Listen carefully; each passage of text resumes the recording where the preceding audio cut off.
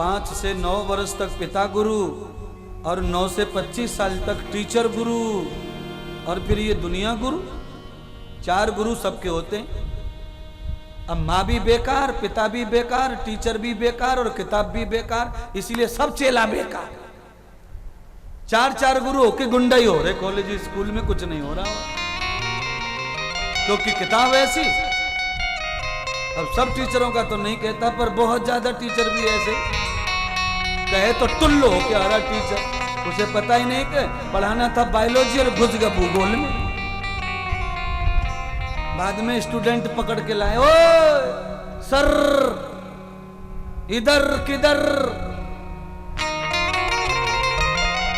Gate के कोने में लाके 2-3 घूंसे रख दिए सर में, स्टूडेंट पीट रहे उसको।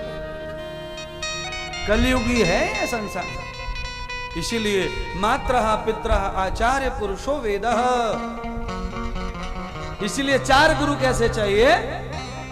माँ ऐसी होनी चाहिए जो वेदों की जाता हो, पिता ऐसा होना चाहिए जो आचार्य जैसा हो, टीचर कैसा होना चाहिए? तो कहा उसमें पौरुष्य होना चाहिए, तप और बल होना चाहिए टीचर में। टीचर में तप बल कहाँ है?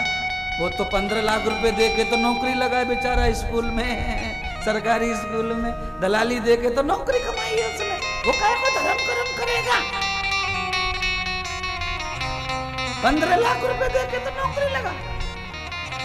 आश्रम शाला, कौन सी शाला? आश्रम शाला, जिला परिषद स्कूल, कॉलेज में 25 लाख चल रहे घूस, माध्यमिक स्कूल में 15 लाख चल रहे। अब 15 लाख रुपए भर के दूसरे के बच्चों को काहे को सिखाएगा? अच्छी बात। बड़ा कठिन है संसार में।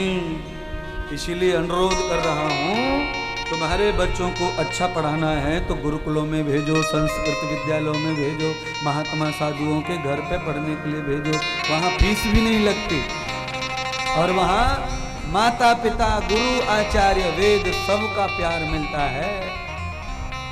और सबसे बड़ा फायदा तो वहां यह है कि चड्डी नहीं मिलती पहनने को, लंगोट पहनना पड़ता। सबसे बड़ा फायदा यह है वहां। ये रबड़ की चड्डी पहनने वाला कार्यक्रम खराब है। हाँ? ब्रह्म विद्याम तदम आचरिता।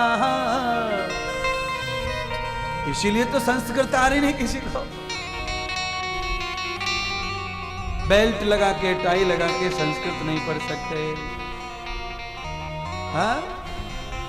लंगोट धारण कर लो, जनेऊ धारण कर लो, शिखा धारण कर लो, फिर देखो कैसे विद्या की दौड़ी चली आएगी। विद्या तप दौड़ा चलाएगा, मानवता दौड़ी चली आएगी। अरे राम को देखा, कृष्ण को देखा, ये पढ़ने के लिए जंगलों में गए ऋषि मुनियों के यहाँ। ये सब राजकुमार हैं, बड़े घरों के बेटे, पर बड़े घर का बेटे का जन्म भी तब ही सफल होता है जब उसे कोई ज्ञानी गुरु मिल जाए। बिना गुरु के बड़े बेटे का भी जन्म सफल नहीं होता।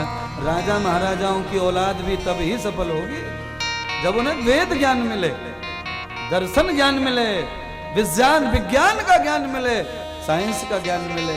वेदों में सब है। इतने भी बड़े डॉक्टर बन जाओ। मैं तो गुरुकुल का पढ़ा हूं, मैं तो हूं ना डॉक्टर। जो इलाज ना हो मैं कर देता उसे। बुद्धि का इलाज मुझसे करवाओ, मन का इलाज करवाओ, शरीर का करवाओ, आत्मा का करवाओ, समाज का करवाओ, गृहस्थ का करवाओ, परिवार का करवाओ, किसी का भी इलाज करवाओ। ज्ञानम वर्धते यथाम सह पुनीत भागवतः। कैसी शिक्षा देनी चाहिए?